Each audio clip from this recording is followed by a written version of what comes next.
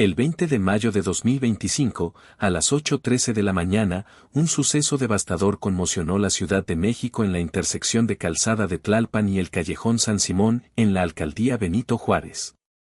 Jimena Guzmán, de 28 años, secretaria particular de la jefa de gobierno, Clara Brugada, y José Muñoz, de 42 años, asesor estratégico de la campaña electoral conocida como Muro, fueron asesinados a sangre fría dentro de una camioneta negra estacionada en un semáforo. El ataque, perpetrado con 6 disparos precisos en apenas 12 segundos, fue un acto de violencia quirúrgica que extinguió sus vidas de manera abrupta y calculada, dejando tras de sí un rastro de preguntas inquietantes sobre los motivos y los responsables. Las víctimas no eran figuras públicas de alto perfil, pero su trabajo era de una relevancia crítica. Ambos desempeñaban roles clave en una iniciativa destinada a contrarrestar la infiltración del crimen organizado en las estructuras de gobierno local, una labor que resultaba profundamente incómoda para ciertos actores políticos y peligrosamente amenazante para otros. Su trabajo los colocaba en el centro de una lucha por proteger la integridad de los procesos democráticos en la capital, una tarea que, como se demostraría, conllevaba riesgos mortales. El ataque no fue un acto improvisado. La evidencia apunta a una planificación meticulosa, con inteligencia previa sobre los movimientos de las víctimas y un conocimiento detallado del entorno, lo que sugiere que no se trató de un crimen ordinario, sino de una ejecución cuidadosamente orquestada. A solo 28 metros de la escena del crimen, una cámara de videovigilancia modelo Hikvision Díaz DXL, equipada con capacidades de rotación de 360 grados y detección de movimiento, estaba operativa y debería haber registrado cada detalle del atentado.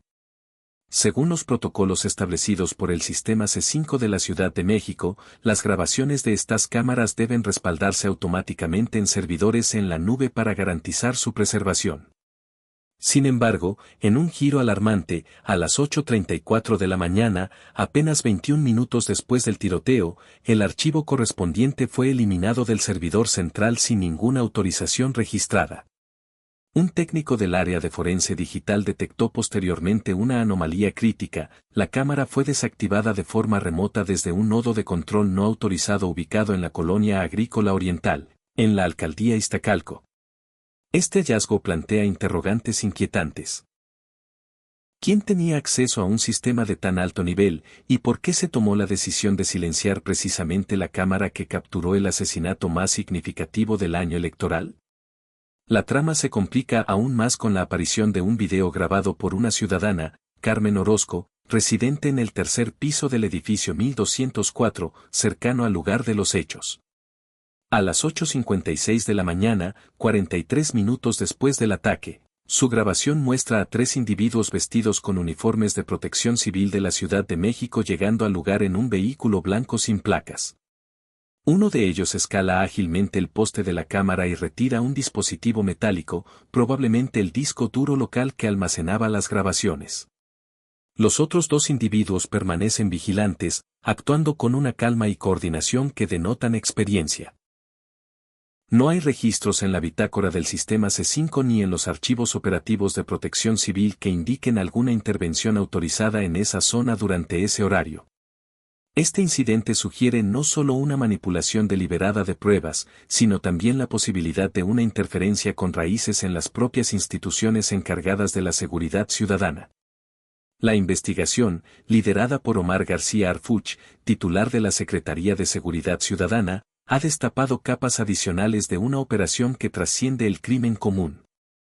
Los análisis forenses digitales revelaron que el nodo de control IZT, desde el cual se desactivó la cámara, fue accedido manualmente durante 7 minutos y 41 segundos desde una terminal sin credenciales oficiales.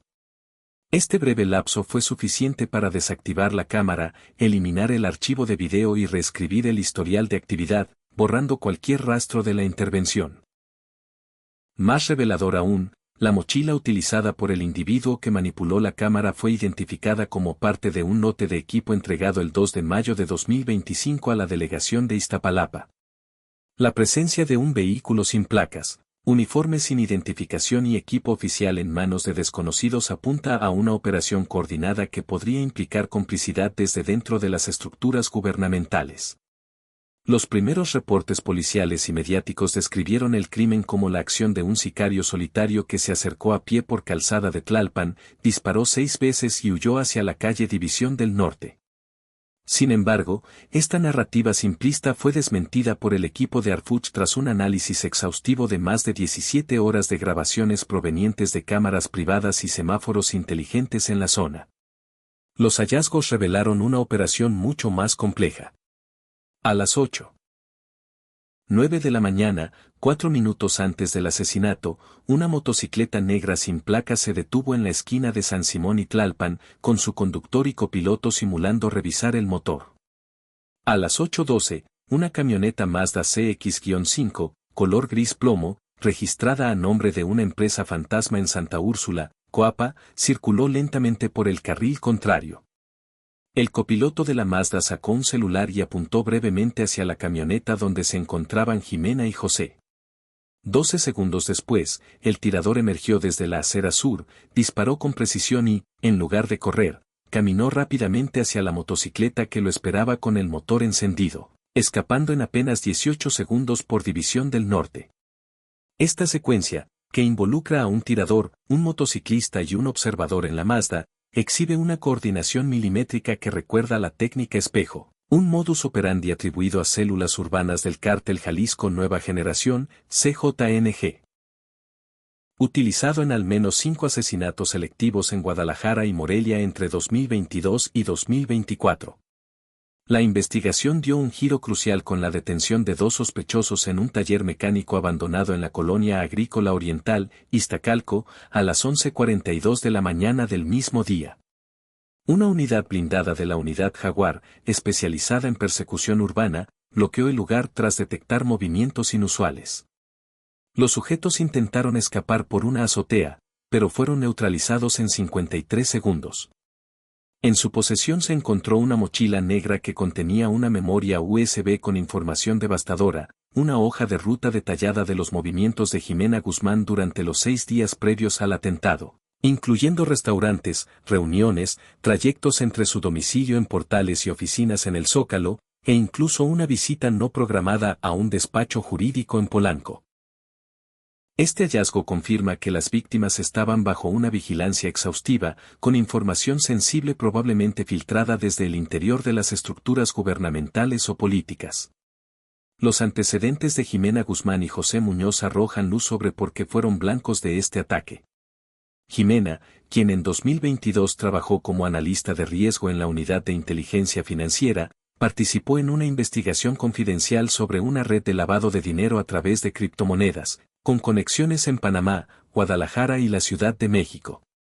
Uno de los reportes, hoy bajo resguardo del Servicio de Administración Tributaria, SAT, señalaba movimientos en cadenas de micropagos desde billeteras anónimas vinculadas a una senadora del PRD, cuyo nombre permanece confidencial por razones legales. Aunque el caso fue archivado por falta de pruebas, Jimena conservó una copia personal de este expediente, que, según registros de la USB incautada, fue abierta el 15 de mayo de 2025, 5 días antes de su asesinato.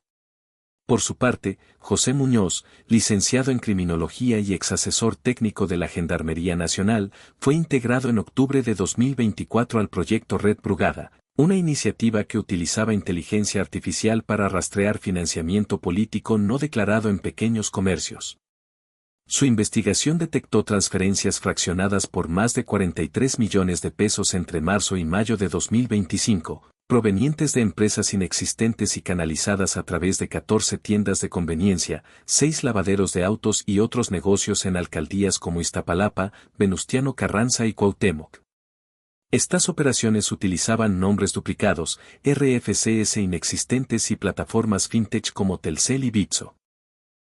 Ambos habían informado sobre estas anomalías al área jurídica de la campaña apenas 72 horas antes del atentado, pero, inexplicablemente, no se activaron protocolos de seguridad. Una reunión de contingencia programada para el 20 de mayo a las 10:30 en Coyoacán, donde planeaban entregar información sensible a un abogado externo, nunca se llevó a cabo, pues fueron asesinados horas antes. A las pocas horas del crimen, una campaña coordinada de desinformación inundó las redes sociales. A las 11:12 de la mañana, la cuenta Noticias Milésimo 10 Real, con más de 78,000 seguidores, publicó una narrativa falsa afirmando que Ximena Guzmán había sido ejecutada por una supuesta relación sentimental con un capo del crimen organizado. Minutos después, otra cuenta anónima insinuó que José Muñoz había sido torturado antes de morir.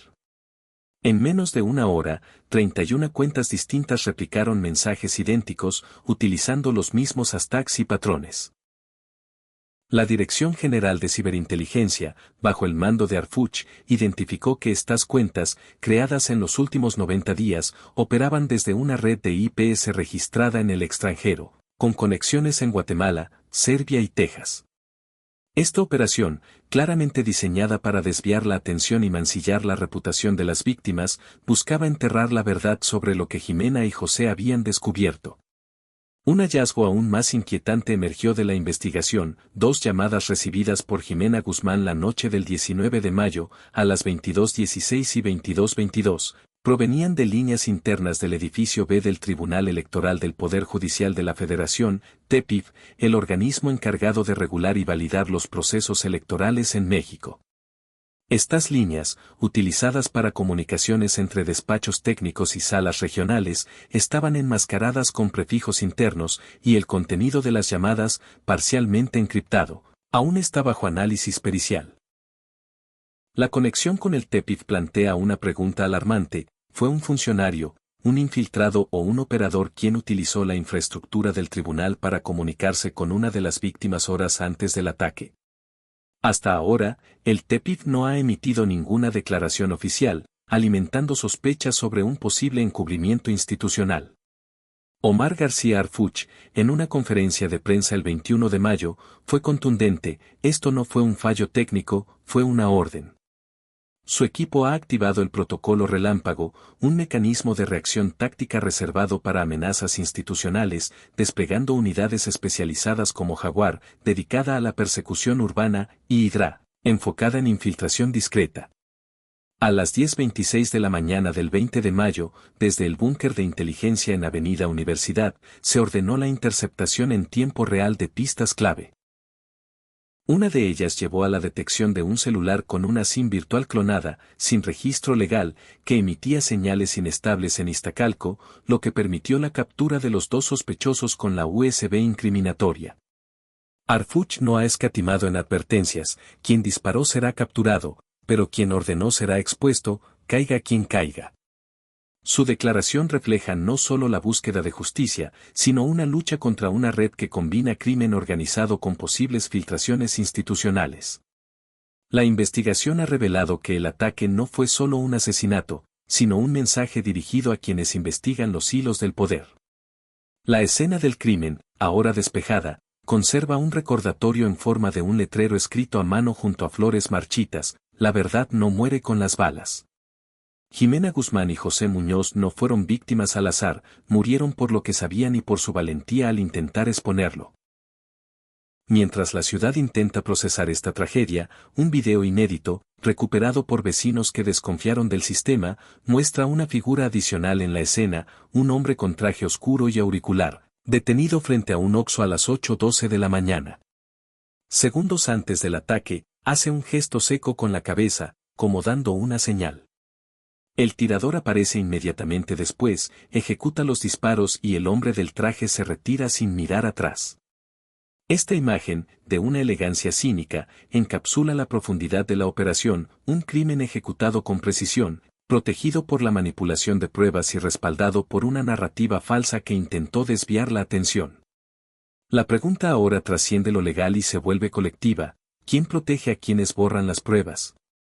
¿Cuántas veces han sido silenciadas las cámaras del C5 en otros crímenes? ¿Y cuántos más, como Ximena y José, están en la mira por descubrir verdades que incomodan a los poderosos?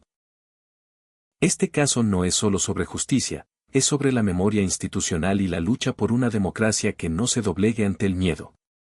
La verdad, como dice el letrero en Tlalpan, no muere con las balas, pero requiere de una ciudad dispuesta a no callar para mantenerse viva.